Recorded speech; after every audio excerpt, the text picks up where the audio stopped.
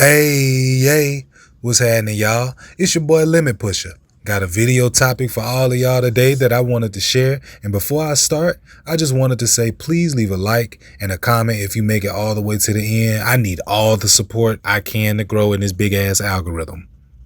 Today, I want to talk about the current state of Tekken 8, my thoughts and experiences with the game from my own perspective, and what it represents for the Tekken series as a whole. I will talk about the pros and cons of Tekken 8 while also giving a bit of a comparison to every other Tekken game in the franchise with their pros and cons as well. So we get to discuss the highs and lows, the risk that this game is taking to stay alive, the entire journey, and in general why this game gets taken for granted, man. So let's get into it. Starting with my own personal experience, I think that these are all of the areas that the game shines in. Starting with the online servers, I think that the online servers are actually fantastic compared to where I started in Tag 2. I think that these servers are pretty damn good. I haven't had many drops or many bad games. Now, sometimes there will be games that drop and I don't know if the player quit and or if it was just something that happened on my end. So that's a neutral understanding, but nowhere near as much as Tekken 7, and getting to fight somebody faster and in more games is also fantastic compared to other games in the franchise. The visuals are better for sure, all the way better than what we've had. I think Tag 2 also was groundbreaking at the time, but the biggest problem with Tag 2's visuals was the fact that in between interactions per round, whether it be the tag bound system, certain moves that you're trying to do while running up to the opponent for realignment, and or if you're just trying to throw out certain moves, the textures and the visuals on screen got really blurry and foggy sometimes, and it would make it hard to react properly. You could also argue that there's better technology anyway, so I'm not surprised that it's the best it's ever been with new technology. Stuff like movement, sidestepping, ducking, it all feels pretty smooth and rewarding. I never got a chance to really play a lot of the Tekken 5 movement, but I heard a lot about it, and this feels very smooth, and it feels a hell of a lot better than what we got in 7. Now, some people would say that Tekken 7's movement was better in certain aspects, and that I cannot completely disagree. I do think that Tekken 8 does blur the lines a bit when it comes down to when the defender has successfully sidestepped a move at whatever range it be, and when the offensive player has successfully realigned with the opponent and when you are actually supposed to wait. There are times where the tracking is a bit funky and misconstrued, and it does, like I said, it does blur the lines for both the offensive and defensive player. My only issue with Tekken 7 movement is that it's still not as smooth or as swift as Tekken 8 from the standpoint of, I think, from like neutral to plus and or minus 5. Around that range is when movement from a lateral perspective to me just felt a bit tough, way more unbearable, and that game was not as fair with giving everybody an equal or good backdash to be able to counteract some of the interactions that you would have to deal with at a closer range. Now, at mid to long range, that was arguably the best spot to be in Tekken 7 in the game, the sweet spot.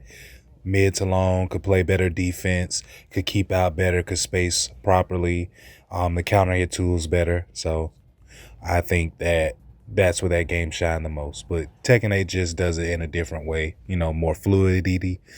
Feels like omni movement from Black Ops 6 in comparison. You can hit people from all directions and all angles. They freed up movement on both sides of the screen now. So that to me is just better from that perspective versus only defense. I played a little bit of 6 when I was like a teenager, so that wasn't really the best.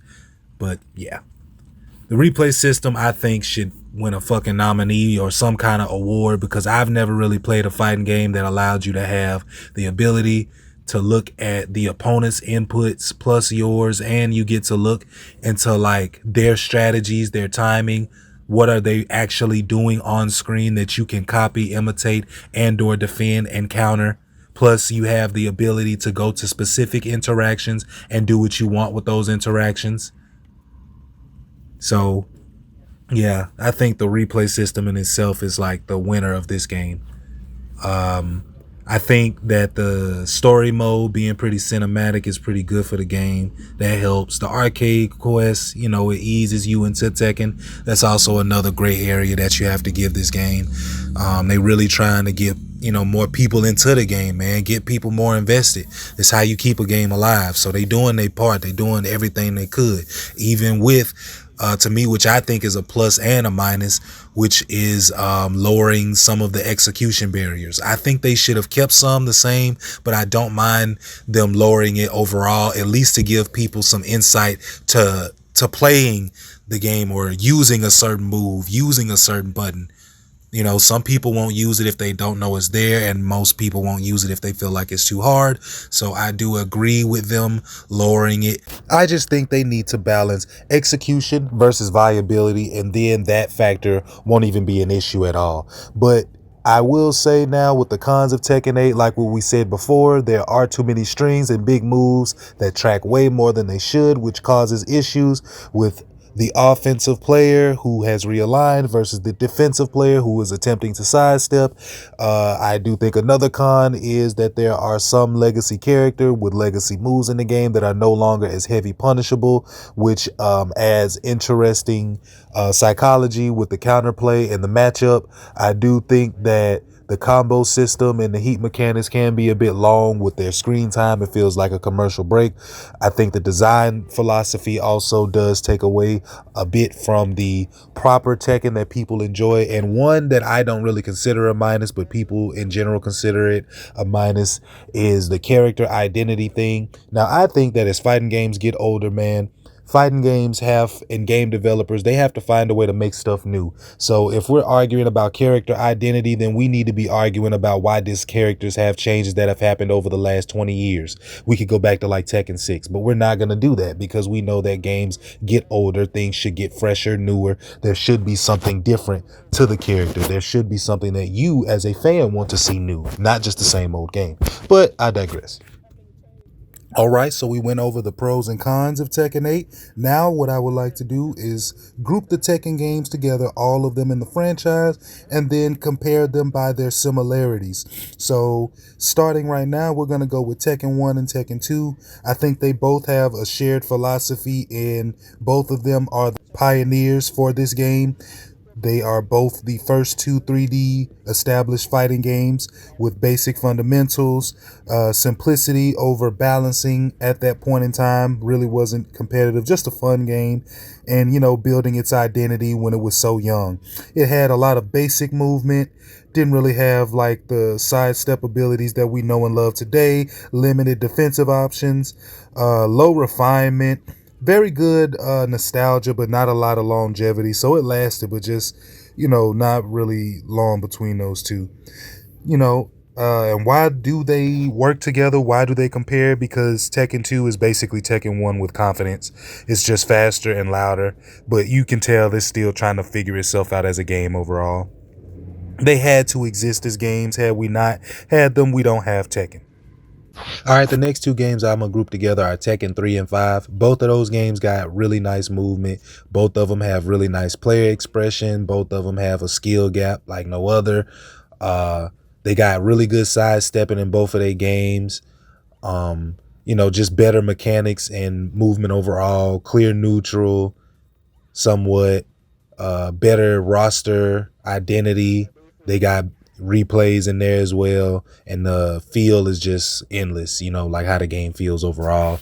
Tekken 3 was like them like discovering what they needed for their game to be better, and then Tekken 5 is like them mastering it. So they kind of go hand in hand with each other of how we enjoyed the game and how they really wanted to master the game, or to find out what it was, you could say.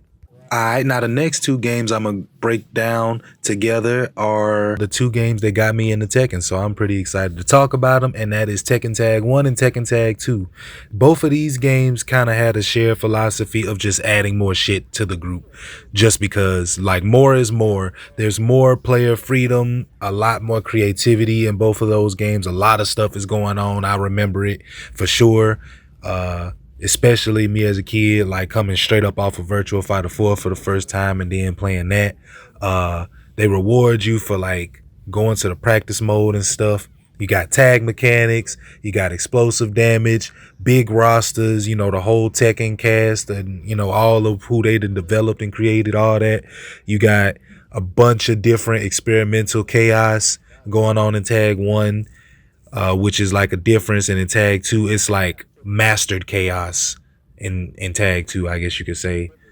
Why did they flow together? Because Tag 1 and 2 just say, fuck the 1v1s, let's fight together. They just combine their strengths. The next two games I'm going to compare are Tekken 4 and Tekken 6. Both of these games have the philosophy of just kind of like bending the mold and redefining what Tekken's identity was. Now, both Tekken 4 and Tekken 6 didn't have the best gameplay designs, which kind of took away from the identity of Tekken. But if we're just talking about their story modes, if we're talking about the customization, if we're talking about the uniqueness in the environment and things of that nature, like I have to give it to both of those games. The announcers were also a unique factor, just like the experience in those games were something that was still good. It was just the gameplay kind of took away from that. Trying to add new depth into the system a bit. Both of them had like heavy system changes. They both had movement restrictions, which is odd considering Tekken 3 and Tekken 5 were great games with the movement. They both had environmental and mechanical clutter. Both of them had like, you know, not the best reception because you keep changing the identity of the game in between time. They had strong ideas, but the execution just wasn't really there. And I think what made both of those games different was like Tekken 4 made Tekken a bit slow, grounded.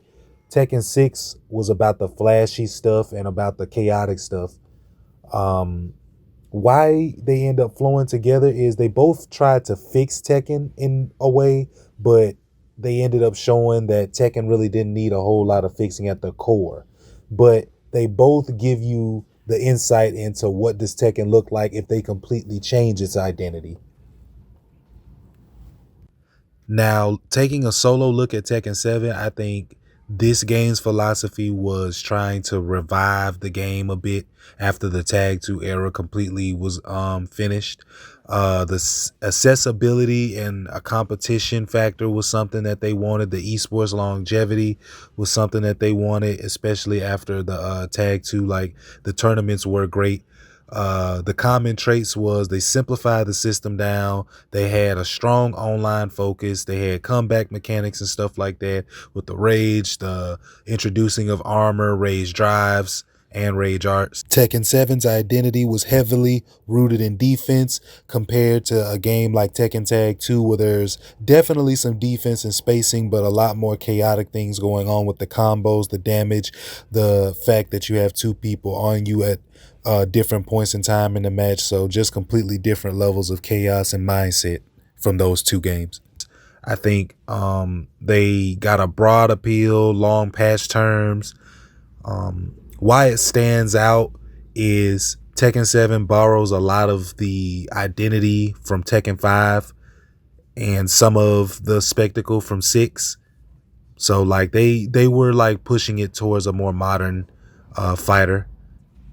And it didn't necessarily reinvent the wheel, but it just kind of like made, you know, it just made up for the time that it was in the modern era. All right, and now for one final comparison, I'm going to just give y'all all of the strongest points that I can about Tekken 8 compared to the rest of the games in the franchise. That being that it has a strong onboarding, trying to get people interested in the game. It has reduced downtime, which is a quality of life thing. The visual clarity, being able to see what's going on, the characters looking good, and everything looking cool and stylish. And you know what I'm saying? It gets you ready to play.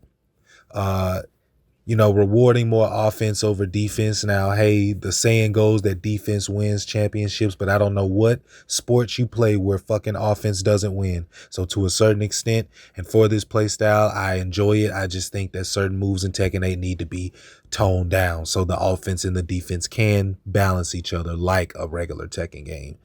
So it's now no forced interactions, and how sometimes that can happen. Where does this game blend? It's a Tekken 7 accessibility because it gives people the chance to play from a beginner intermediate standpoint. It's got tag 2 environments with the floor breaks, with explosives and things like that. And it's got some of the design philosophy from like Tekken 4, 5, and 6, where pokes, neutral, spacing, the game design in itself is like really, really heavy and complex still, what we love the most about it. So there is mind game, but it's just I'll say it's dumbed down a bit overall. All right, y'all. I just wanted to say that even though Tekken 8 might have had some rough patches, literally and metaphorically, looking at the history of this franchise, Tekken at its best and at its worst has always given us something that keeps us here, keeps us curious, pulls us back in, or pushes us to fight on. This game ain't perfect, but I mean, shit, it's one fighting game of the year, and that's got to count for something on the short list of Tekken games that have done that or have won an award for something, especially when this series has supposed to die out like twice, and it didn't. But even through all of the shit that it's been through, it's given us some of the best fighting game mechanics, history, game modes, and unforgettable moments in the FGC. So we do have to give some grace. We do have to start like changing our mindsets and being a little bit more healthier with this shit, especially us as the player base. We cannot always just get frustrated and look at these designs on screen. I'm talking about from beginner to highest level of play, especially online, when you know you're playing this shit all day versus people that are just like you playing it all day. So we have to accept the fact that there are things about this game that we are not going to like. And that goes for everyone, including myself, making this video. I think that the way we save Tekken is we learn to adapt. We learn to build our own strategies again, not just what we see on YouTube. We learn how to train. We learn how to try our best. We learn how to focus on what we can control. And most importantly, get ready for the next battle. Just like this game is always, always, always expected you to do. Learn, adapt, or perish. Those are your options. So I hope that this whole discussion was something that you guys enjoyed. I hope that you want to engage or want to interact.